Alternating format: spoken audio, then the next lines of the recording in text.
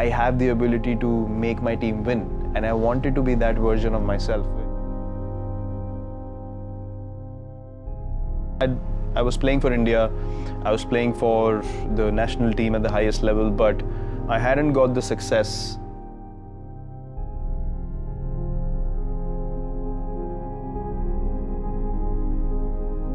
விராட் கோலி இவர் இப்போ எல்லா ஃபார்மேட்லேயும் இருந்து அவருடைய கேப்டன்சியை விட்டு வெளியே வந்துட்டார்.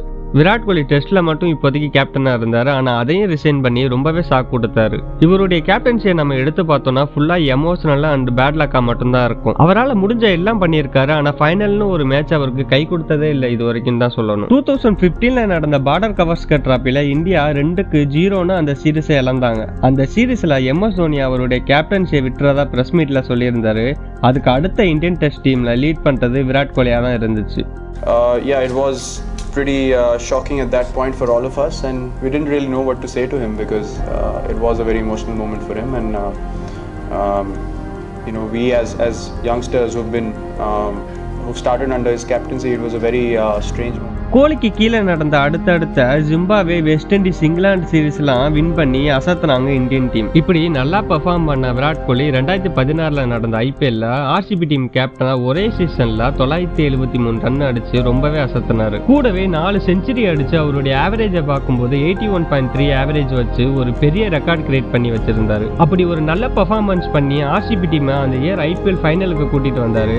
அந்த ஃபைனல் மேட்ச் SRHக்கும் RCBக்கும் நடக்குது. SRH டீம் 209 ரன் டார்கெட்டா கொடுத்தாங்க RCBக்கு. இவ்வளவு பெரிய ஸ்கோரை அடிக்க முடியுமான்னு நினைச்ச நமக்கு விராட் கோலி கெயிலும் ஒரு நல்ல இன்னிங்ஸ் அடி ஃபர்ஸ்ட் விக்கெட்டுக்கு 100 ரன் பார்ட்னர்ஷிப் போட்டு அடிச்சாங்க. அப்படி அடிச்சு மேட்சை வின் பண்ற அளவுக்கு கொண்டு போனாங்க ரெண்டு பேரும். இப்படி நல்லா போன மேட்ச்ல கெயிலும் விராட் கோலி அவுட் ஆக அதுக்கப்புறம் வந்த பேட்ஸ்மேன் யாரும் ஒழுங்கா ஆடாதனால RCB அந்த மேட்சை இழந்தாங்க. ஒரு கேப்டனா விராட் கோலி ரொம்பவே நல்லா ஆடினாரு. ஆனா ஃபைனலா அந்த மேட்ச் லாஸ் ஆனாங்க RCB டீம். இந்த லாஸ் விராட் கோலிக்கு ரொம்பவே பெரிய லாஸா இருந்துச்சு IPL.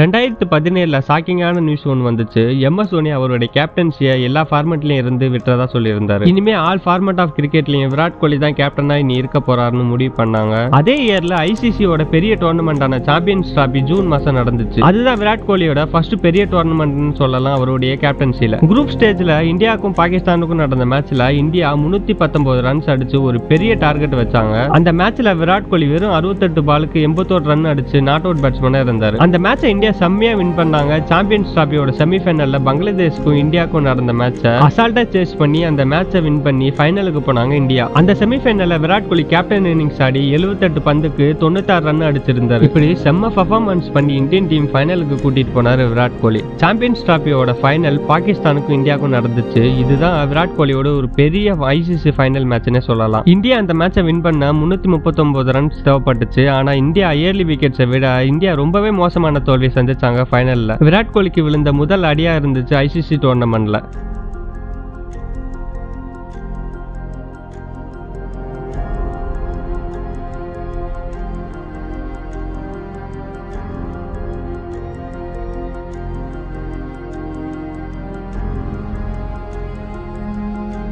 அதுக்கடுத்து வந்த ரொம்பவே முக்கியமான ICC ஈவெண்டான வேர்ல்டு கப் 2019 நடந்துச்சு. அந்த டோர்னமெண்டோட குரூப் ஸ்டேஜ்ல இந்தியா நல்லா பெர்ஃபார்ம் பண்ணி 9 மேட்ச்ல 7 மேட்ச் வின் பண்ணி செமிஃபைனலுக்கு போனாங்க. செமிஃபைனல்ல நியூசிலாந்து டீமுக்கு எதிரான மேட்ச்ல நியூசிலாந்து டீம் 239 ரன்ஸுக்கு இந்தியா நல்லா பவுலிங் போட்டு சுருக்குனாங்க. அடுத்து 240 ரன்னை சேஸ் பண்ண வந்த இந்தியன் டீமுக்கு ஸ்டார்டிங்லேயே பிரச்சனை ஸ்டார்ட் ஆச்சு. இந்தியன் டீம் வெறும் 5 ரன்னுக்கு 3 பெரிய விக்கெட்டை விட்டுட்டாங்க. ஆனா ஹோப் தர்ற மாதிரி MS தோனியும் ஜடேஜாவும் ஒரு நல்ல பார்ட்னர்ஷிப் போட்டு ஆடிட்டு இருந்தாங்க. நடுவுல ஜடேஜாவும் அவுட் ஆக ஒரே ஹோப்பா இருந்த MS தோனி மார்டின் கப்டின்னால டைரக்ட் ஹிட் அடிச்சு ரன் அவுட் ஆக்கப்பட்டாரு தோனி. கடைசி நேரத்துல தோனி அவுட் ஆக இந்தியன் டீம் அந்த மேட்சை வின் பண்ண முடியாம ஃபைனலுக்கு போக முடியாம வேர்ல்டு கப்பை விட்டு வெளியே வர்றாங்க. ரொம்பவே எமோஷனலான மேட்சா தான் இருந்துச்சு இந்தியன் ஃபேன்ஸுக்கு எல்லாருக்குமே.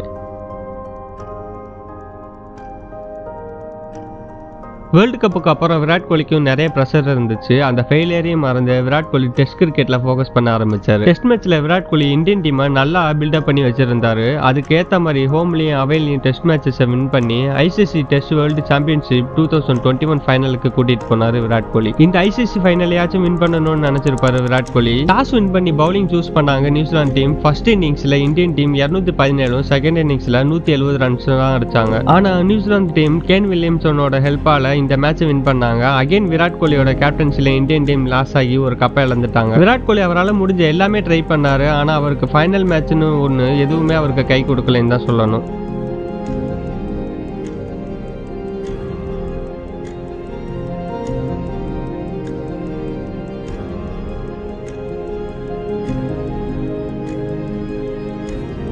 எல்லா ஐசிசி டோர்னமெண்ட்லையும் அவர் கீழே இருந்த இந்தியன் டீம் ரொம்பவே நல்லா பர்ஃபார்ம் பண்ணாங்க. ஆனால் எல்லா ஃபைனல்லையும் ஒரு மேட்ச் லாஸ்ட்னால அவரை நல்ல கேப்டன் இல்லைன்னு சொல்லிட முடியாது. 2021 செப்டம்பர் மந்த்தில் விராட் கோலி அனௌன்ஸ் பண்ணுறாரு, வர T20 வேர்ல்டு கப்புக்கு அப்புறம் T20 கேப்டனாக இனி நான் இருக்க மாட்டேன்னு, கூடவே ஐபிஎல்லையும் கேப்டனாக இருக்க மாட்டேன்னு சொல்லிட்டாரு. அடுத்து நடந்த ஐசிசி T20 வேர்ல்டு கப்பில் இந்தியா லீக் ஸ்டேஜ்லேயே வெளியே வந்துட்டாங்க, குவாலிஃபை கூட ஆகாம. 2021 டிசம்பர் மந்த்தில் பிசிசி அனௌன்ஸ் பண்ணுறாங்க, இனி ஓடிஐ கேப்டன் அவர் ரோஹித் சர்மா தான் இருக்க போறாரு. இனி விராட் கோலி ஓடிஐக்கும் கேப்டன் இருக்க மாட்டாருன்னு நியூஸ் வந்து ஃபைனலாக விராட் கோலி அனௌன்ஸ் பண்றாரு, நீ டெஸ்ட் மேட்ச் கிரிக்கெட்லயும் கேப்டன்ஷிப்பை ரிசைன் பண்றேன்னு சொல்லி விராட் கோலியோட கேப்டனோட எராவை இங்க முடிச்சுக்கிறாரு. விராட் கோலின்னு சொன்னா அவர் வாங்க முடியாத பேட் லக்கான ஃபைனல் மேட்ச் தான் நமக்கு ஞாபகம் வரும். ஆனா அவர் கேப்டனா இருந்து நிறைய ரெக்கார்ட் பண்ணதெல்லாம் நம்ம மறந்துட்டோம். மோஸ்ட் ஹையஸ்ட் வின்னிங் பர்சன்டேஜ் கோலி தான் நமக்கு வாங்கி கொடுத்தாரு. இப்போ கூட 2021 சவுத் ஆப்பிரிக்காவுக்கு எதிரான ஃபர்ஸ்ட் டெஸ்ட் மேட்சை சவுத் ஆப்பிரிக்கா கோட்டையான செஞ்சுரியன்ல வின் பண்ணி வரலாறு சாதனை பண்ணாரு. இப்படிப்பட்ட கேப்டனை நம்ம இழந்துட்டேன்னு தான் சொல்லணும். அவர் எப்பவும் கிங் கோலி தான். அவர் இந்தியன் டீம் கிடைச்ச நல்ல கேப்டன் தான் சொல்லி ஆகணும். இனி அவர் ஆட்டத்தை ஆடி செஞ்சுரி அடிச்சு கம்பேக் கொடுக்க தான் போறாரு. நம்ம எல்லாரும் அதை பார்க்க தான் போறோம், அவரை தூக்கி கொண்டாட தான் போறோம். இது நடக்க தான் போகுது.